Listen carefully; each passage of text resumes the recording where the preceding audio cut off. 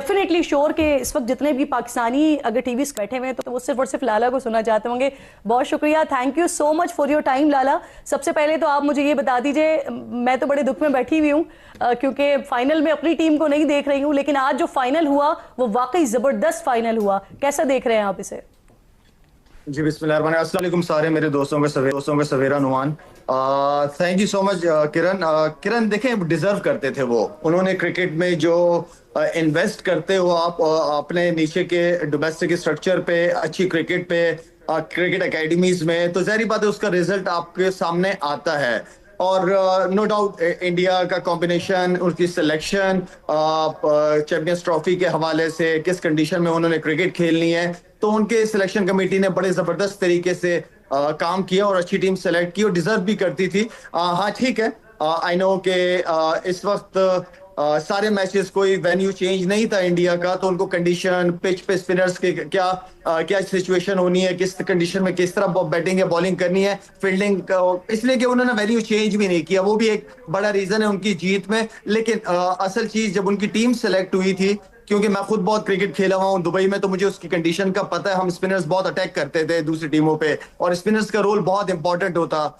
अभी अगर आप इंडिया की टीम उठा के देखें, ओपनर से लेकर मिडिल ऑर्डर के बाद ऑलराउंडर्स, फिर जेन्युइन स्पिनर्स, फास्ट बॉलर्स, तो ओवरऑल सिलेक्शन ने बड़ी जबरदस्त टीम सेलेक्ट की है कंडीशन के हिसाब से, तो डिजर्व करते हैं जी जीतना। अगर मैं तो ये कहूंगा कि चैंपियंस ट्रॉफी की अगर कोई वर्ल्ड की टीम भी बना दे इस वक्त और इंडिया के खिलाफ दुबई में खेले, तो मेरे ख्याल में इंडिया उनसे भी जीत जाएगा।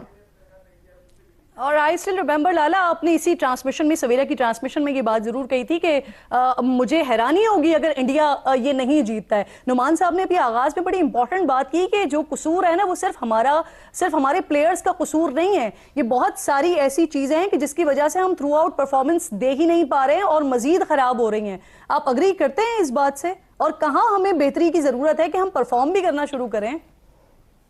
सवेरा कह रहा हूँ, सॉरी, सवेरा के साथ इतने प्रोग्राम हो गए तो किरण को भी सवेरा कह दिया मैंने। अच्छा किरण, बात ये है ना कि नुमान ने जो बात की, डॉक्टर साहब ने बिल्कुल ठीक बात की है। जब आप नीचे इन्वेस्ट करते हैं, नीचे अच्छा टैलेंट जमा करते हैं, तो हमने क्रिकेट, हर एक को क्रिकेट खिलाने की बड़ी कोशिश कर रहे हैं कि 25 करोड़ आवाम है तो सारी क्रिकेट खेलेंगे।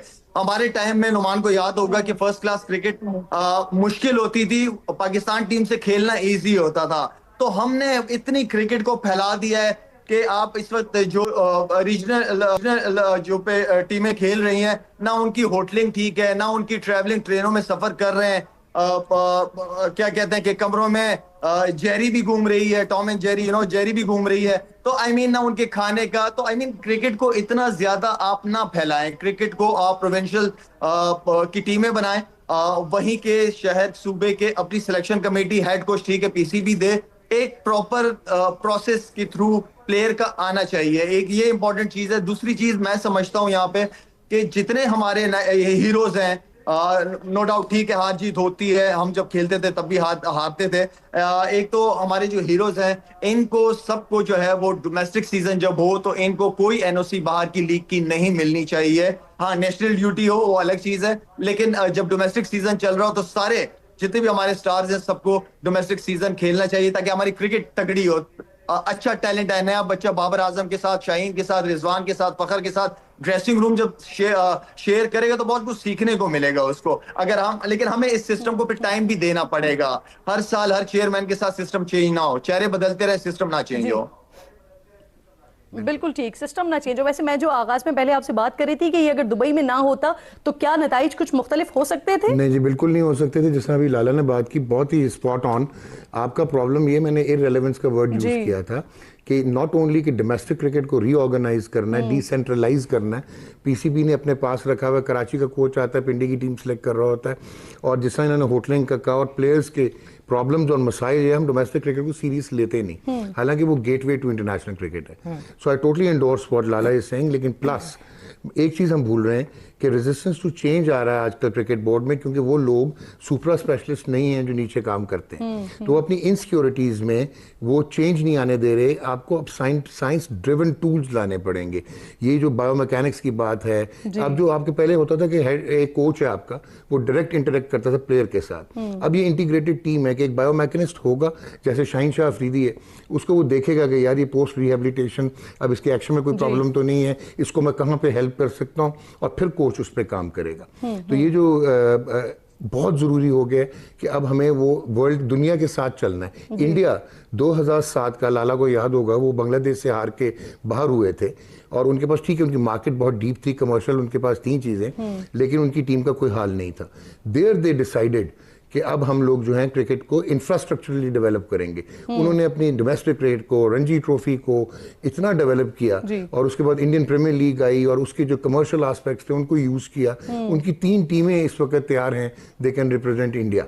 और हमारे पास स्टॉक का यह हाल है कि हमारा स्किल सेट भी पीछे जा रहा है। क्यों? क्योंकि वो साइंटिफिकली खेलना शुरू हो गया। न्यूजीलैंड में ख्याल 52 लाख लोग हैं पूरे मुल्क में, लाहौर की आधी आबादी है उनकी। वो रग्बी हो तो वहाँ पे भी जीतते हैं, वो क्रिकेट हो तो वहाँ पे भी वो 9 में 8 में से वो मेरे ख्याल चौथा वो खेले हैं फाइनल।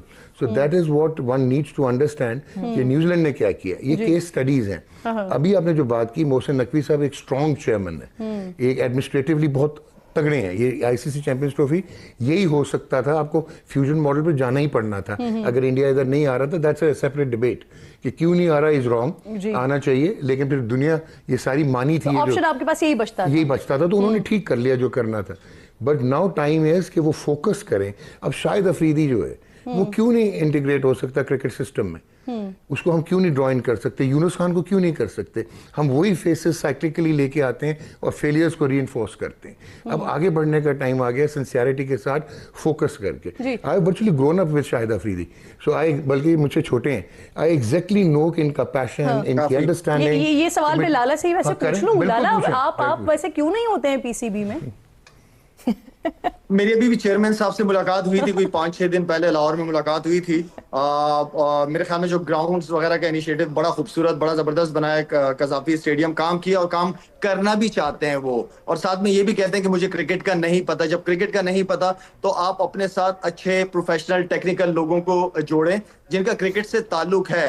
कुछ आज चेहरे सिलेक्शन कमेटी में और डायरेक्टर्स में नजर आते हैं जो क्रिकेट को जानते नहीं है, जो बैरोक्रेट्स रह चुके हैं। उनका क्या ताल्लुक है क्रिकेट में, उनका क्या ताल्लुक है वो सिलेक्शन पैनल में बैठे, उनका क्या ताल्लुक है वो डोमेस्टिक क्रिकेट को लेके चले।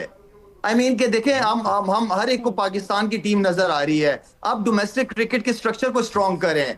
वहां पे देखें किरण, वहां पे अगर आप अच्छे वालिदैन होंगे तो बच्चा भी अच्छा होगा। तो आप टीचर अच्छे रखें, अच्छे तगड़े कोचेस वहां रखें। अब मुझे मोहम्मद सारी बातें आपने मोहसिन नकवी साहब से की, जब ये मोहसिन नकवी साहब से बात की तो वो उनसे आंसर क्या मिला आपको? अब बिल्कुल उन्होंने कहा कि चलो एक बात हो तो रही है, एटलीस्ट बात। मैंने कहा सर मैं आपके साथ, मुझे आपसे नौकरी नहीं चाहिए, मुझे आपसे कोई कॉन्ट्रैक्ट अपने लिए नहीं चाहिए, लेकिन कभी भी आपको जरूरत हो प्लीज ग्रास रूट लेवल, जो अंदर 16 साल 17 साल 18 साल वाली उम्र है ना, वहां पे जो आप बच्चे का माइंडसेट चेंज कर सकते हैं ना, वो और कोई एज नहीं है। पाकिस्तान टीम में आके हमारे प्लेयर सीख रहे होते हैं खाना पीना क्या करना है, ट्रेनिंग क्या करनी है, किस माइंडसेट के साथ हमने खेलना है। नहीं, पाकिस्तान की टीम परफॉर्मेंस की जगह है, पाकिस्तान की टीम सीखने की जगह नहीं है। जो सीखना सिखाना है वो पाकिस्तान खेलने से पहले पूरे प्रोसेस के थ्रू आप निकलोगे, तब जाके पाकिस्तान खेलोगे। और लाला, इन बच्चों को सिखाने के लिए आपकी सर्विसेज अवेलेबल हैं?